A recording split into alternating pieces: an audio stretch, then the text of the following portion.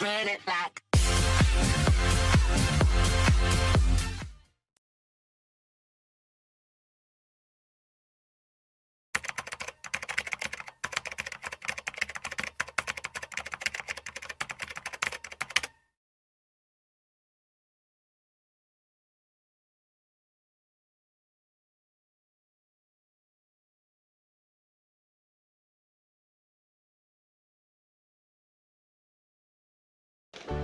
Assalamualaikum warahmatullahi wabarakatuh. Perkenalkan, nama saya Badr Salam. Saya dari Universitas Buana Perjuangan Karawang dari Prodi Manajemen Angkatan 19.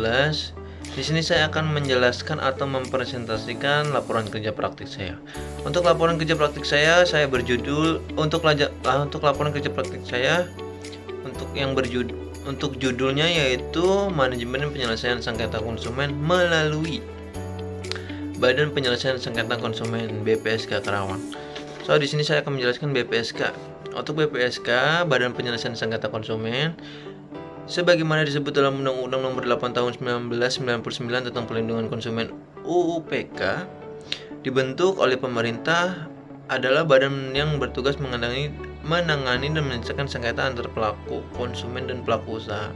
Pembentukan BPSK ditunjukkan untuk mengatasi liku-liku proses pengadilan yang cenderung lama atau formal dan berbelit-belit dengan jalan alternatif untuk menyelesaikan sengketa di luar pengadilan tersebut. Untuk kerja praktik saya dilakukan pada Badan Penyelesaian Sengketa Konsumen yang dudukan di Kota Karawang dengan menggunakan jenis pendekatan yuridis normal. Penulisan melakukan penelahan literal bukan seputar perlindungan konsumen serta penyelesaian sengketa konsumen terhadap Undang-Undang Perlindungan Konsumen yang kemudian dikumpulkan dan klasifikasikan dengan catatan secara rinci, sistematis dan terarah mengenai dokumen keputusan. Untuk selanjutnya, penulis melakukan analisis data secara deskriptif sehingga diperoleh gambaran yang menyelesaikan tentang permasalahan-permasalahan seputar penyelesaian sengketa konsumen di BPSK Kota Karawang. Untuk hasil kerja praktik saya untuk hasil kerja praktik, penulis dilakukan untuk mengetahui peran BPSK Kota Karawang dalam upaya menyelesaikan sengketa konsumen ditinjau berdasarkan Undang-Undang Nomor 8 Tahun 1999 tentang Perlindungan Konsumen dapat ditempuh dengan 3 metode. Yang pertama yaitu konsilisasi, mediasi, dan metode cari konsilisasi, media, dan arbitrase dalam pilihan dan persetujuan pihak yang sengketa. Di sini lanjut ya untuk materi yang selanjutnya. Di sini saya akan menjelaskan kerja praktik. Untuk kerja praktik adalah salah satu mata kuliah yang wajib untuk program studi berupa kegiatan penerapan kerja praktik mahasiswa untuk memberikan wawasan mengenai penerapan pengetahuan pada dunia usaha. Mahasiswa mempraktekkan kemampuan dan pengetahuannya dalam menganalisis permasalahan terkait bidang ilmu program studi yang terjadi di dunia kerja atau usaha tersebut. Mahasiswa dituntut untuk mengembangkan diri atau menginovasi keilmuan berbasis teknologi, dan apabila diperlukan perusahaan atau usaha tersebut dalam berkontribusi dalam membantu pemecahan masalah di perusahaan instansi.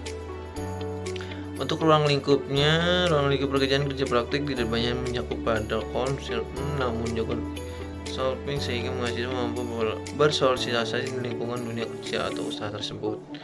Di sini saya akan untuk tujuan kerja praktik saya adalah untuk mengetahui bagaimana terjadinya sengketa konsumen dalam hukum perlindungan konsumen dan bagaimana kedudukan dan peran Badan Penyelesaian Sengketa Konsumen.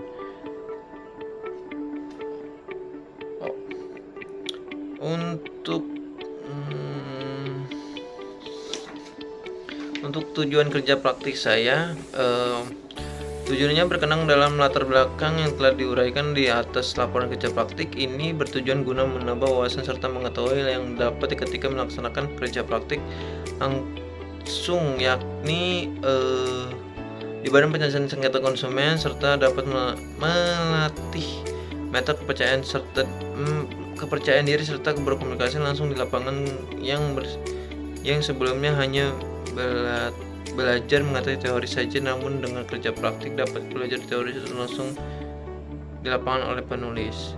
Adapun tujuan kerja praktik dilakukan dengan mahasiswa. Yang pertama yaitu mengetahui penerapan teori diperoleh selama mengikuti perkuliahan dalam dunia kerja.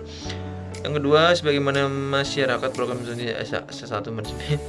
Untuk yang ketiga yaitu untuk mengetahui, memahami, menggambarkan untuk mendapatkan ilmu sumber daya alam di Badan Penyelesaian Sengketa Konsumen. Oke, di sini saya akan menjelaskan sejarah BPSK. Untuk sejarah BPSK, tempat BPSK tersebut yaitu di Jalan Pangkal Perjuangan KM 25 Kelurahan Tanjung Mekar, Kecamatan Karawang Barat, Provinsi Jawa Barat, yaitu lembaga pengadilan konsumen kedudukan pada tiap provinsi keseluruhan Indonesia sebagaimana diatur menurut Undang-Undang Nomor 8 Tahun 1999 tentang Perlindungan Konsumen. Bertugas utama menyelesaikan persengketaan konsumen di luar lembaga pengadilan umum. BPSK beranggota unsur perwakilan aparatur pemerintah, konsumen, pelaku untuk usaha atau prosedur yang diangkat dengan memberitakan oleh materinya. Dalam mengaturkan permasalahan konsumen, BPSK memiliki wewenang untuk melakukan pemeriksaan atau kebenaran laporan dan keterangan pada pihak yang bersengketa, melihat atau meminta tanda bayar, tagihan atau kualitasi hasil tes lab atau bukti-bukti lainnya. Keputusan Badan Penyelesaian Sengketa Konsumen BPSK bersifat mengingatkan dan menyelesaikan akhir bagi pihak yang dapat diminta oleh eksekusi ke pengadilan. Untuk profilnya, untuk nama lengkap lembaga pengadilannya yaitu Badan Penyelesaian Sengketa Konsumen BPSK. Untuk alamatnya yaitu Jalan Pangkal Perjuangan KM 25 Kelurahan Tanjung Mekar, Kecamatan Karawang Barat, Provinsi Jawa Barat. Untuk kode posnya 41315. Untuk jumlah karyawannya yaitu 11 anggota. Untuk Instagramnya official BPSK Karawang. Untuk Facebooknya BPSK Karawang 589. Di sini saya akan menjelaskan visi misi BPSK. Untuk visi misi BPSK tercipta upaya penyelesaian sengketa konsumen dengan pelaku usaha cepat, murah, dan sederhana dengan mendepankan masyarakat untuk mufakat demi tercapainya meningkatkan kualitas barang dan menyelesaikan jasa atau khususnya di Kabupaten Karawang. Untuk misinya yaitu 1. Mewujudkan Kabupaten Karawang sebagai kabupaten ramah dan konsumen. Untuk yang kedua yaitu menciptakan konsumen cerdas dan berdaya. Dan untuk ketiga yaitu menciptakan iklim investasi dengan menggunakan perlindungan terhadap konsumen. Oke, di sini saya akan menjelaskan pengertian manajemen ya. Untuk di sini saya akan menjelaskan pengertian manajemen. Untuk pengertian manajemen berasal dari kata to manage,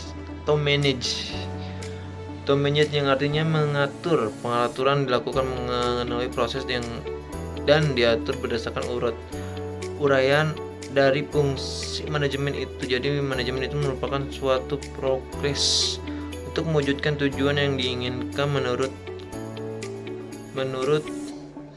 Kitawan DKK 2007. Manajemen merupakan ilmu dan seni dalam mengatur, mengendalikan, berkomunikasi, memanfaatkan sumber daya yang ada dalam organisasi tersebut dengan memanfaatkan fungsi-fungsi manajemen, planning, organizing, executing, controlling, dan agar organisasi dapat mencapai tujuan secara efektif dan efisien.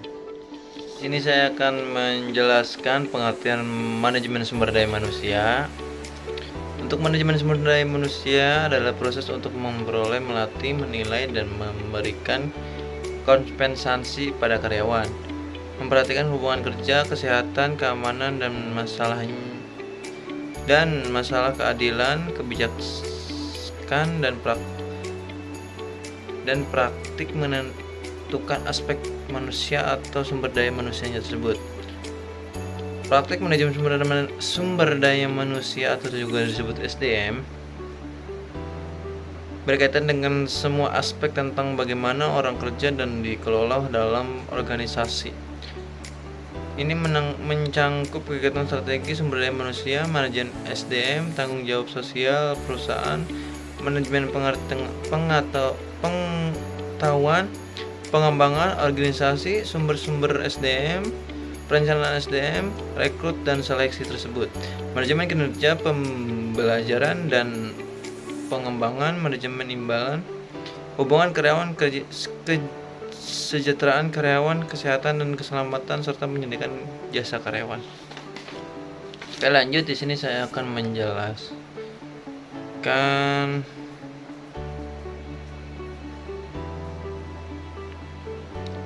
tujuan MSDM terdiri dari 4 tujuan.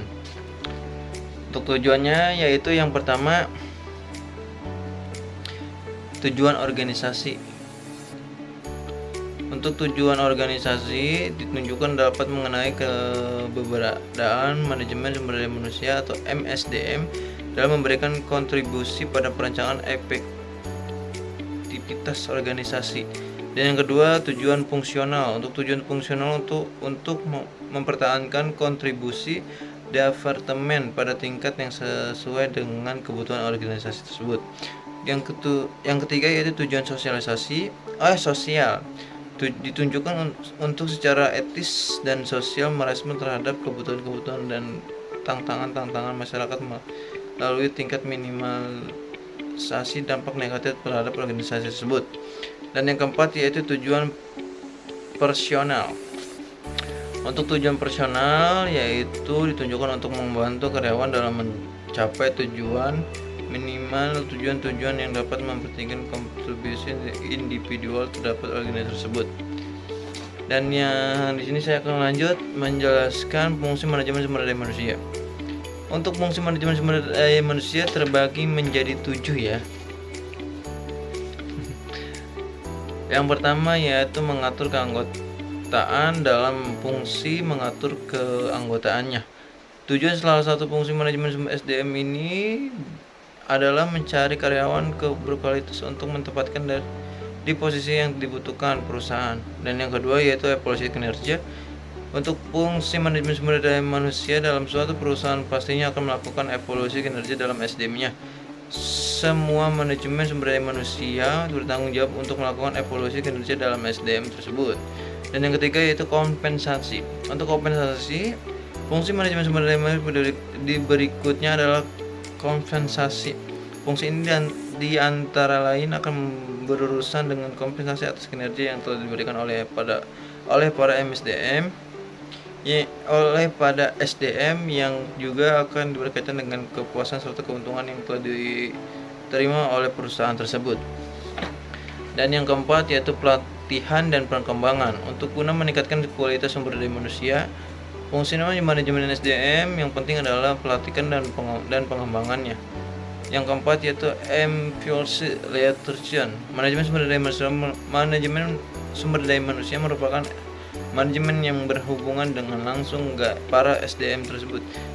Di sebuah lini, bagi perusahaan yang memiliki serikat pekerjaan di dalamnya, fungsi manajemen sumber daya manusia haruslah aktif dalam mengurus segala masalah dengan negosiasi dari serikat pekerja. Tanggung jawab utama Departemen SDM adalah untuk meningkatkan praktik-praktik yang tidak seperti mogok kerja. Yang keenam yaitu personal risk. Fungsi manajemen sumber daya SDM berikutnya untuk melakukan analisis terhadap masalah individu dan perusahaan serta membutuhkan perusahaan yang sesuai. Dan yang terakhir yaitu kesehatan serta keselamatan kerja. Untuk fungsi manajemen sumber daya manusia yang terakhir adalah menciptakan kesehatan dan keselamatan kerja yang baik secara lingkungan perusahaan tersebut. Lanjut, di sini saya akan menjelaskan tugas utama saya. Untuk tugas utama saya yaitu manajemen penyelesaian sengketa konsumen BPSK. Sorry. Tugas utama saya yaitu manajemen penyelesaian sengketa konsumen melalui Badan Penyelesaian Sengketa Konsumen BPSK Karawang.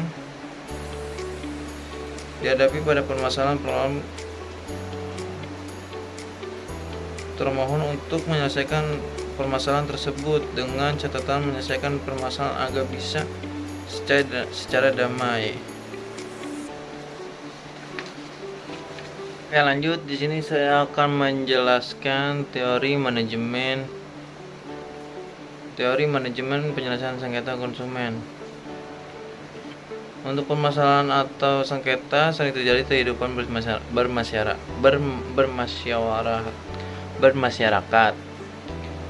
Permasalahan atau sengketa biasanya banyak terjadi pada berbagai lini kegiatan ekonomi dan bisnis. Perbedaan pendapat, benturan kepentingan, hingga rasa takut dirugikan kerap menjadi sebab permasalahan atau sengketa tersebut.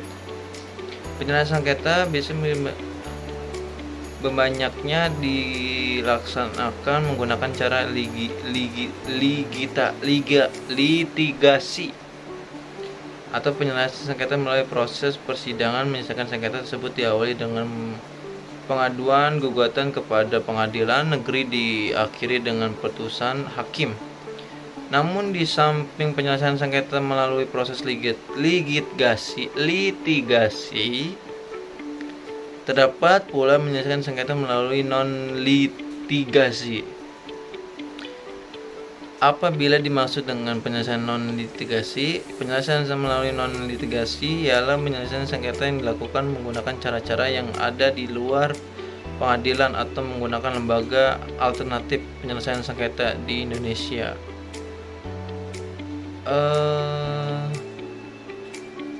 Bagaimana pihak dapat menyelesaikan sengketa pada lembaga Albirbits? Terlanjut, untuk penyelesaian sengketa melalui lembaga Albirbits harus terlebih didahulukan dengan kesepakatan para secara tertulis dengan menggunakan penyelesaian menggunakan terhadap Albirbits dan mengikat diri untuk menyelesaikan penelitian untuk kerja praktik tersebut. Kita langsung untuk lembaga alternatif penyelesaian sengketa dibagi menjadi beberapa jenis, diantaranya yaitu yang pertama konsultasi, yang kedua negosiasi, yang ketiga mediasi, dan yang terakhir yaitu konsiliasi. Oke, baik, di sini saya akan menjelaskan tugas utama saya di Badan Penyelesaian Sengketa Konsumen BPSK Karawang. Untuk tugas utama saya yaitu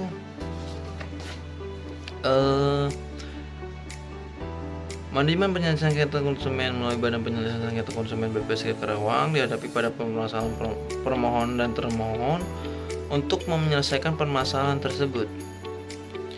Jadi untuk permasalahan pemohon dan termohon ya, dengan catatan menyelesaikan permasalahan agar bisa secara selesai atau damai. Untuk permasalahan tersebut kita menyelesaikan secara damai atau disebutnya secara damai lah, tidak ada konflik dari permasalahan tersebut. Inilah kegiatan dari sang penulis mencatat permasalahan.